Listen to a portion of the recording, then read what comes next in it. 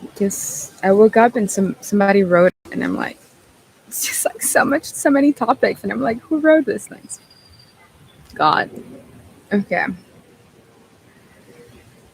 Sexual alchemy, inner child wounds, masculine fears rejection, feminine fears abandonment. Okay. Why does the world exist? We all want to experience true love. That's the pinnacle of why we're all here. We all want to feel the one true connection with the Creator, Godhead.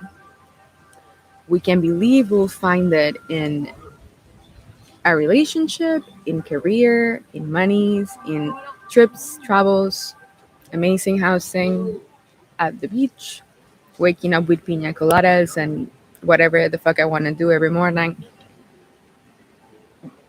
You may try to find love in all the wrong places. Like even men, women, same thing.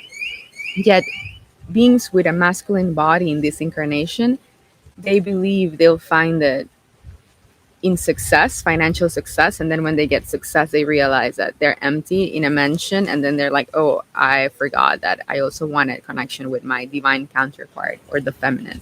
Because the reason somebody in a masculine body tries to acquire material success is because they want to build a castle for their ideal queen, for their ideal feminine. They want to share it with family, then they want to have babies. Like it's all related to that sacred internal union. And for women, we all feel this sense of being loved and protected. We enjoy having a masculine counterpart, even though we can protect ourselves and we can be strong in it. We enjoy having a counterpart that can also hold protection and security. Because if you have a feminine body, you like to relax and receive and be soft. And we have two beautiful ladies in the background. Mm, oh my god, this is so good. Banana and dates and tahini. It's a Israeli. Hmm. So, what is the pinnacle of the problem with the whole of humanity? The whole of humanity, which is planet Earth. The inner child wound of abandonment and the inner child wound of rejection. So, the reason the unbalanced masculine may be leading into more dominance instead of surrender, like the ideal perfect union, it's when you have achieved or allowed divine alchemy within yourself. When your DNA strand it's completely mastered and then you feel whole and complete and you can project because it's a mirror an equal counterpart that will reflect that inner completion. To get there though, baby steps.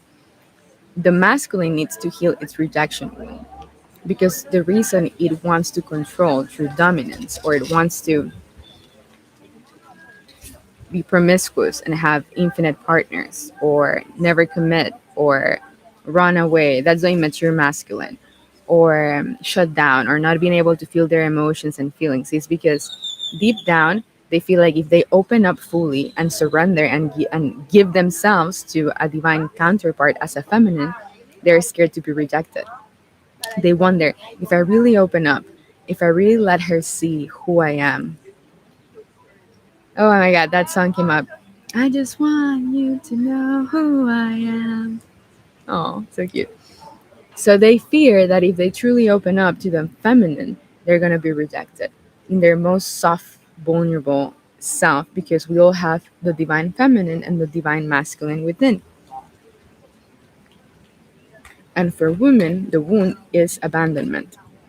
The woman feels that if she really opens up and let the masculine sees her vulnerability, her softness, her innocence, then she's gonna not she he's gonna well whatever. If you like women, you can be with a female body that's more masculine, and you can be in a female body too and be more feminine. So doesn't matter.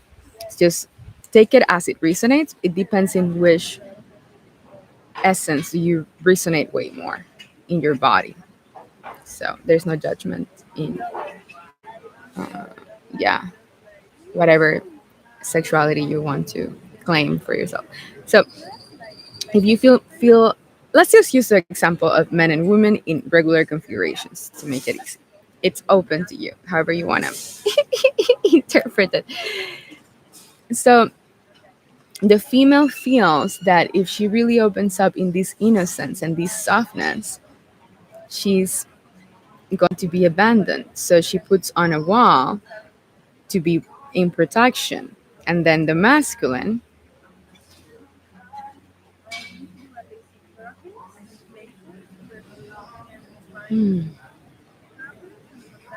just getting the transmission real time. I don't even know what I'm supposed to say.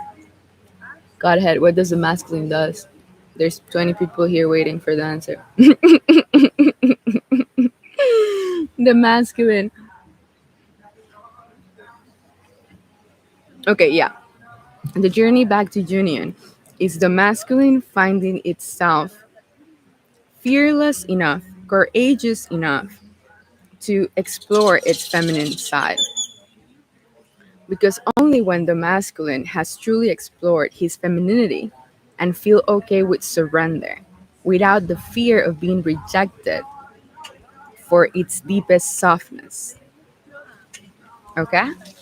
If the masculine doesn't fear rejection for its deepest, most authentic softness, that and it explores itself as the feminine, then when it communicates with a female, oh my god, it would understand how to stay in his masculine firmness and centeredness, and also know how to hold space for her feminine softness. And when he has balanced both polarities, then the woman will feel comfortable and safe enough to surrender in her feminine, and then the whole world would be at peace. Truly, because we do need each other.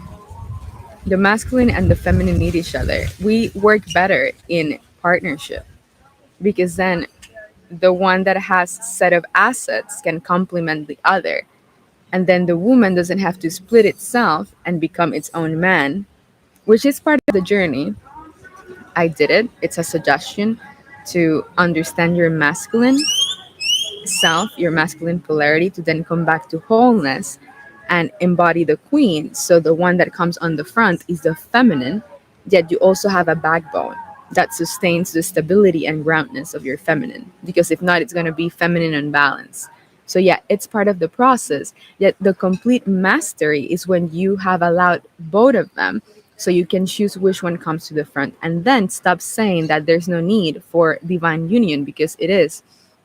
If everybody found inner centeredness and peace within themselves, and they magnetize their ideal counterpart, then whatever both of those beings are doing individually would be enhanced together in union. Because then the masculine can be whatever the body in this incarnation shows to be, can be truly masculine, and the feminine can truly be in her feminine. Whatever, if you shows the body of the feminine, then embody your incarnation. So back to the wound, we have to heal the rejection, and I'm speaking for myself too, the rejection and abandonment wound, truly from the core and the debris. That fear of truly opening up the heart to the deepest softness, because it feels that it will be, you tell me, what it's just deepest. I mean, there's many layers of rejection, shame, guilt. Yeah, it's all shame and guilt. Why would you be scared to be rejected as the masculine? Then something deeper there to look at in relation to shame and guilt. Unworthiness is what it is. The masculine feels unworthy of the feminine unconditional love. Why?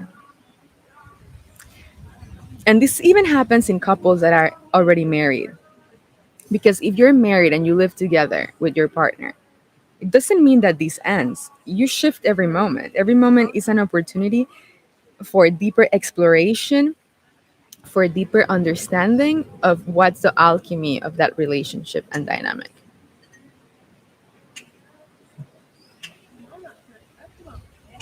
So why does the masculine feels unworthy of receiving the female unconditional love? And why does the feminine feels that would be the most common wound for the feminine in relation to the masculine in abandonment? Feels unsafe. It's unsafety. Abandonment means unsafety. That's why the journey for the feminine to feel safe by herself, it's a necessary step so it can feel grounded enough within herself so she can and know that she can never be abandoned because she wouldn't abandon herself because there's nobody to be abandoned, but she would only realize that nobody can abandon her if she never abandoned herself. So there needs to be the foundation of that backbone of the masculine groundness in the feminine so she can truly receive the counterpart without fear, so she can open up in silence and know that if she isn't received, she will receive herself. Coming up with this real time. Okay, let's see. What about the masculine? Hmm. So for the masculine, it would be knowing itself so much in its feminine that it's not scared to show up in vulnerability or softness, authenticity, because he hasn't rejected himself. If you reject yourself as the masculine because you have accepted yourself in all your inadequacies, quirks, things that you may consider unworthy to be seen and loved and accepted and appreciated, then when you give love or pursue a feminine, you wouldn't be scared of giving too much. That's the fear. Like, oh, what if I give too much? What if I reveal too much? What if, because you would know that you are accepted by yourself. You wouldn't be seeking her acceptance because you wouldn't be rejecting yourself.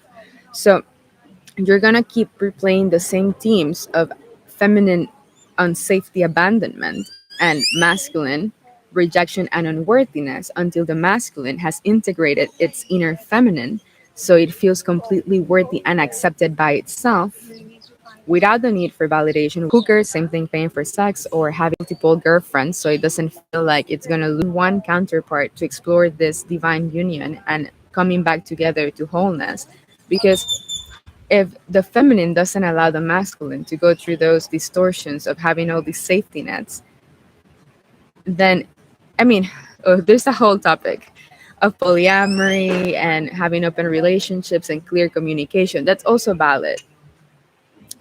I do believe that you heal your deepest wounds if you just choose one partner as a mirror. Because if you have polyamory and open relationships, and even if it's in integrity and clear communication, you can still bypass some of your shadows. Because if one partner is not happy with you, then you can just go to the other, right? You're like, okay, I'm going to take a break with this one, and then I'm going to go to the other one because I don't want to look at my shit. Yet, if you have one partner and it reflects something really triggering to you or some shadow that it's like, that's the one you need to look at, then you don't have a backup, you have to deal with your shit.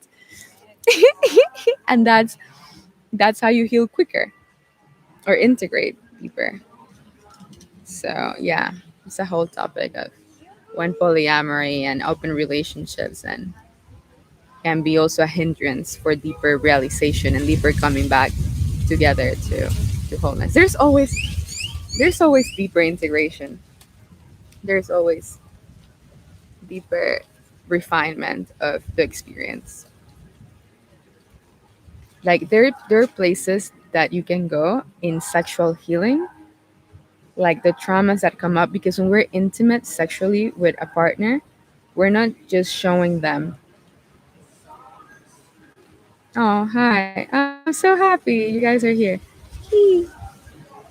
Soulmate friends. I love the background. It's just a bunch of girls in bikinis. Epic team. I pay them. Like, yeah, girls, you have to be there to make the team. Okay, jokes aside. I lost the track of time. What is time? Focus. Let's see.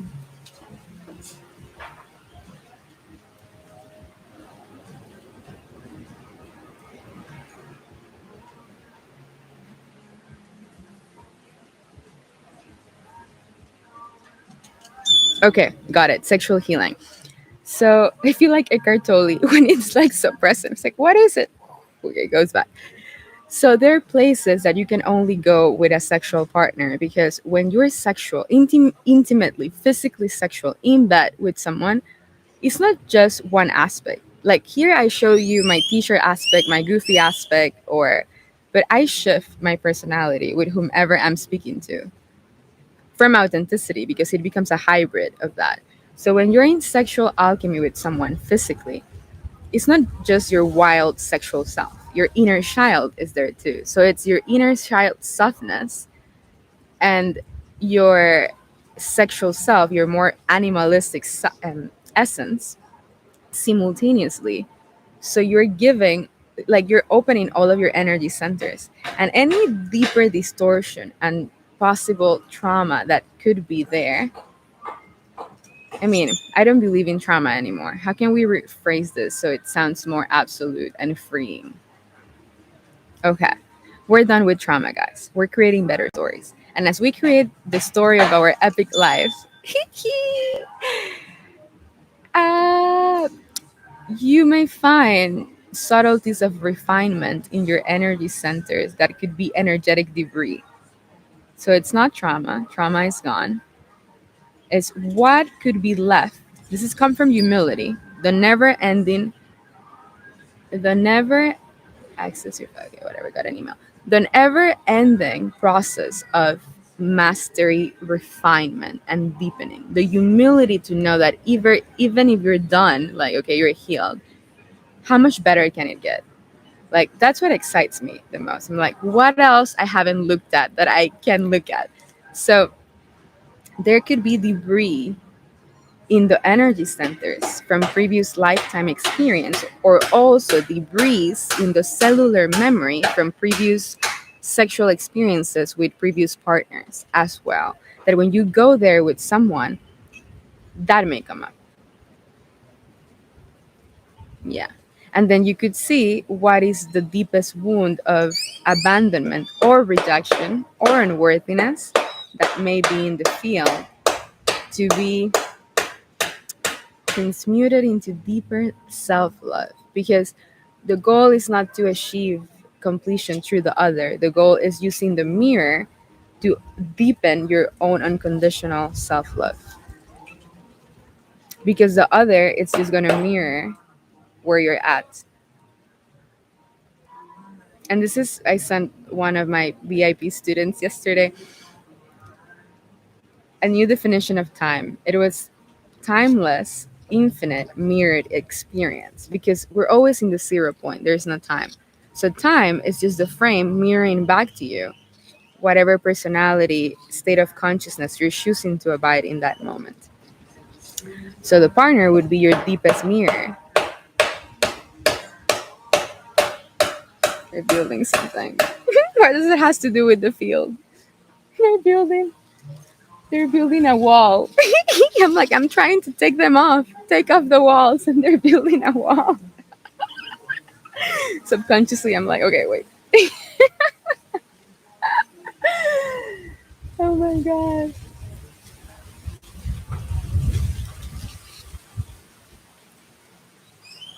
Hmm.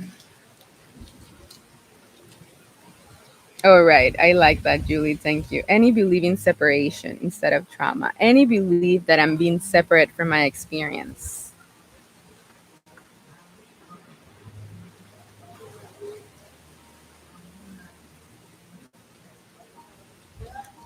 We are individual souls.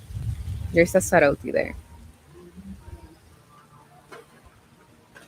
Yet the other soul, it's always going to mirror our chosen state of being. So that's where the unity consciousness comes in. Yeah, we're all one being, and we have individual souls that mirror each other and alchemize in the best configuration possible. Okay, so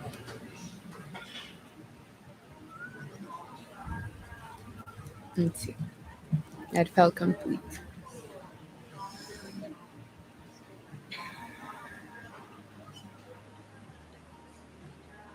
Okay, this is good. So, the deeper level of intimacy that you have allowed yourself to experience with another, it's a direct reflection to the amount, amount, to the degree of self knowledge you have about yourself. You can only go as deep with another, with a friend, with a client, if you're a mentor to, with a student, with a lover, as deep as you have gone within yourself, as deep as you have known yourself, your shadows, your wounds, your hindrances, your kinks, your the things that turn you on, the things that you dislike. If you don't know yourself, you don't know every single speck of your consciousness, the light and the dark, all of it, then you, yeah, you won't be able to go there with any other relationship. So now let's move it a little bit, instead of just sexuality, to intimacy in life and friendships and connection. The degree of fulfillment in your friendships and connections, it's directly correlated to the degree of self-knowledge you have about yourself and how comfortable you are with your authenticity.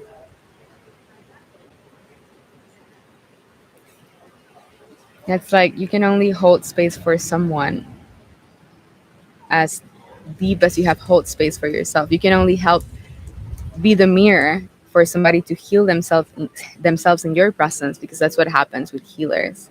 You're not healing. Somebody's healing themselves in your presence by the openness of your field. As deep as you have explored your own unconsciousness, your shadows, your wounds. Because even though you can have no charge, you can be fully integrated in the wounds that you chose for the incarnation, you still remember. Like, it doesn't go away. It may not affect you, you may not suffer, you may not experience aversion, you may be in complete acceptance. You have the memory of it though. So it still influences the personality.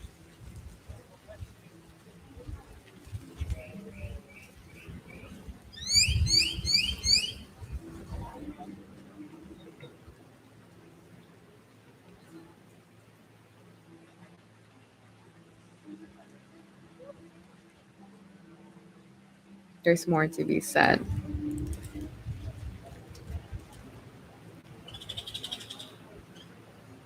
It's in the field, guys. It's in the field. This wants to be out. This information wants to be out. I'm just like, where is it? Where is it?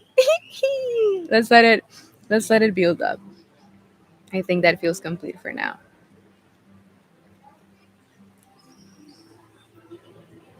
Calling in deeper wisdom on sexual alchemy, calling in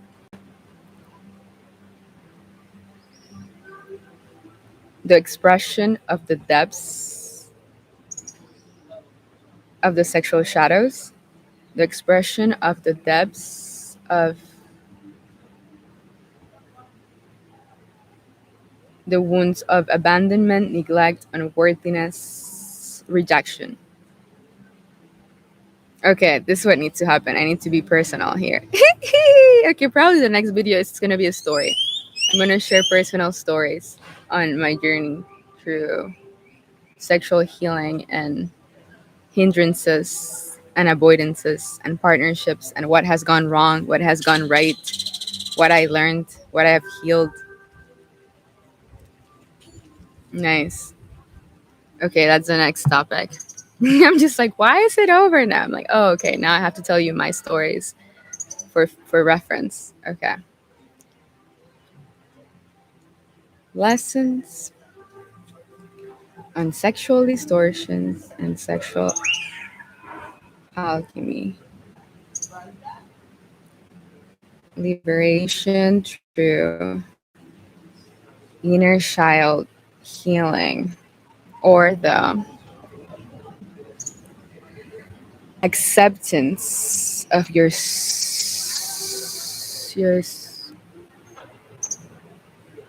vulnerability. Yeah, because it is vulnerability. I mean, with a lover, you're in the most vulnerable space, not only physically, also emotionally. Woo! Okay, I'm excited. Yeah. And probably I'm going to choose another setting where they're not building a wall. Let's put down the walls, guys. That's the intention. Okay. Within reason and discernment. That would be intuitively known. Cool. Cool. Okay, if this resonates and it sparked interest in you and you want to send me your stories on sexual trauma or sexual healing or your experience in the recognition of yourself as your divine, sacred, internal, feminine, and masculine, or where you're at in that journey, because I can use those thoughts for reference in my future videos. You can send me your stories to my email. So that's a new invitation. What has been your biggest challenge in in intimacy, in yeah, in physical sexual experiences, or just in romantic relationships, in the deepest of the mirrors? And what would you like to learn from that? What is your highest excitement in for the co-creation